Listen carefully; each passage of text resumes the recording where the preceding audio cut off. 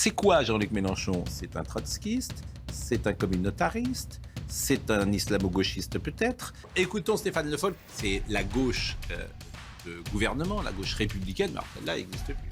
C'est immense, du sel à perte de vue. On est ici au cœur du plus grand désert de sel de la planète. L'alliance à gauche, ça m'intéresse. On va voir Olivier Faure et Jean-Luc Mélenchon. Alors Olivier Faure, il est prêt à tout. Donc il a planté le PS à 1,72, il a laissé Anne Hidalgo. On pourrait imaginer que ces gens-là démissionnent. Non, Olivier Faure, il reste à la tête du PS. 1,72. Je ne sais pas à quel niveau il considère qu'il devrait partir. 1,72.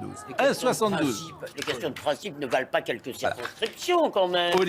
Olivier Faure, qui est le croque-mort du Parti socialiste et qui est en train de clouter le cercueil. Et que vive la nouvelle Union populaire écologiste et sociale. C'est le tweet de Sandrine Rousseau. Très intéressant aussi la psychologie de Sandrine Rousseau. Je l'ai dit plusieurs fois ici. Elle n'a jamais accepté sa défaite. Elle a pourri la défense de Yannick Jadot. Donc ces gens-là, de la même manière qu'ils n'acceptent pas le vote des urnes dimanche dernier, ils n'acceptent pas. Ce sont des gens qui se placent en dehors des règles démocratiques, manifestement. Donc elle lui a pourri sa campagne de A à Z, Sandrine Rousseau, et tout le monde dans l'espace médiatique, tout le monde trouve ça évidemment très bien. Mais il y a aussi les électeurs, pardon. Moi, j'en veux beaucoup aux électeurs de gauche parce que les questions de principe, ils s'en foutent. Ce qu'ils veulent, c'est l'union pour gagner. Parce qu'il y a le mot gauche, si vous voulez, le signifiant gauche, qui donc maintenant, c'est l'extrême gauche, le signifiant gauche.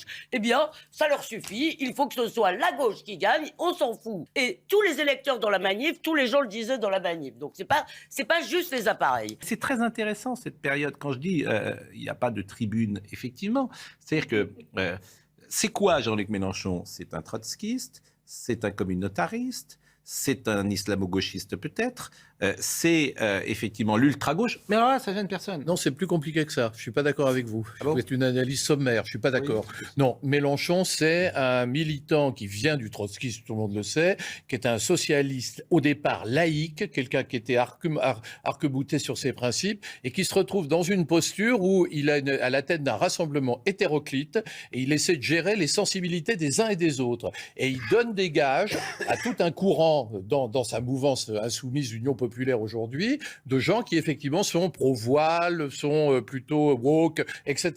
Mais il y a tout un autre courant dans sa mouvance qui ne l'est pas. C'est le Boniface de 2001.